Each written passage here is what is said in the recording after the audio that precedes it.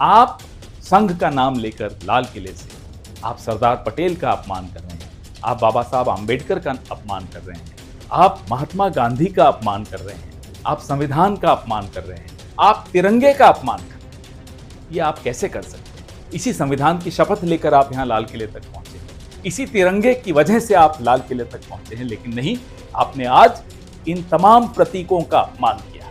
और जिसका आदर्श संघ हो वो महात्मा गांधी के खिलाफ ही होगा, उस विचारधारा के खिलाफ ही होगा, वो संविधान और तिरंगे के खिलाफ ही होगा।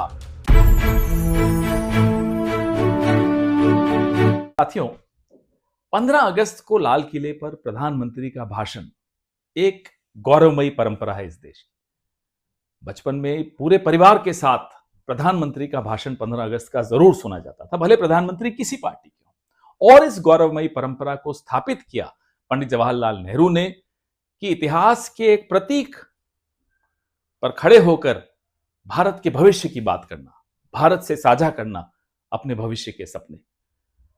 अफसोस की बात यह है कि पिछले 11 सालों में नरेंद्र मोदी जी ने इस गौरवमयी परंपरा को तार तार कर दिया। जब लाल किले से प्रधानमंत्री बोलते हैं, वो भूल जाते हैं कि वो किस विचारधारा के हैं। वो संविधान की विचारधारा को सर्वोपरि मान के बोलते हैं और पूरे देश को जोड़ते हुए बोलते हैं।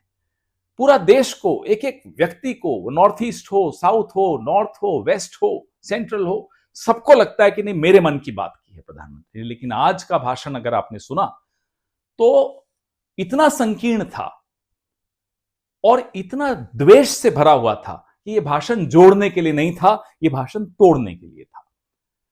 संघ का नाम लेना प्रधानमंत्री की मजबूरी हो सकती है। राष्ट्रीय स्वयंसेवक संघ का नाम लाल किले से लेना, उनकी तारीफ करना इनकी बहुत बड़ी मजबूरी है, क्योंकि राष्ट्रीय स्वयंसेवक संघ ने अब इनकी सेवानिवृत्ति की बात करनी शुरू कर दी है।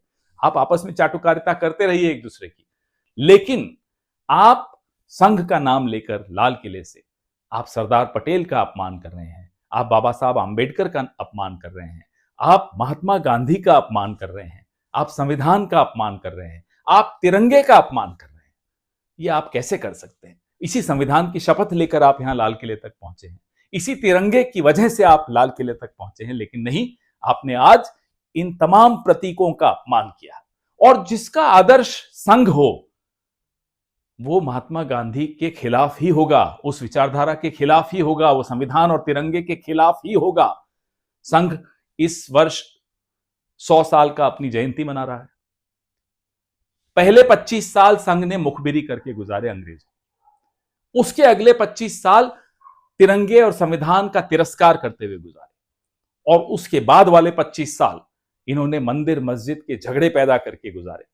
पिछले 25 साल दलितों, आदिवासियों, पिछड़ों के हक कैसे मारे जाएं, ये साजिश रचते हुए गुजारे। संघ ऐसी कोई साजिश नहीं है जिसमें शामिल ना हो, जिसमें उसकी संदिग्ध भूमिका ना हो। इसका तो नाम ही राष्ट्रीय संदिग्ध संघ रख देना चाहिए। ऐसे संगठन का नाम आप लाल किले से 15 अगस्त को ले रहे हैं। बहुत अफसोस हुआ, पूरे देश को अफसोस हुआ। और इतने अंधे हो गए हैं आप इस संविधान के खिलाफ, इस देश की आत्मा के खिलाफ, इस देश की विचारधारा के खिलाफ, कि आज पेट्रोलियम मिनिस्ट्री ने एक पोस्टर निकाला।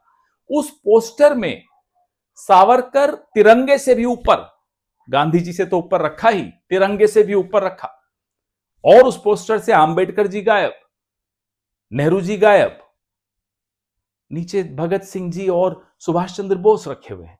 अरे किसका नाम ले रहे हैं आप?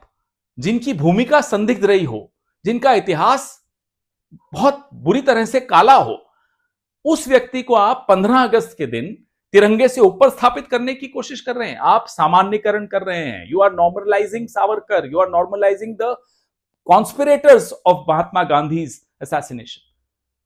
यह सामान्यकरण हम होने नहीं देंगे, ये देश नहीं होने देगा। ये देश संघ के खिलाफ हमेशा रहा है। आप तिकड़म से जीत जाते हैं, वो तिकड़म भी अब एक्सपोज हो रही है। इसका मतलब नहीं कि आपने देश का दिल जीत लिया, इसका मतलब यह नहीं कि गोडसे जीत सकता है, इसका मतलब नहीं कि सावरकर इस देश में कभी जीत सकता है।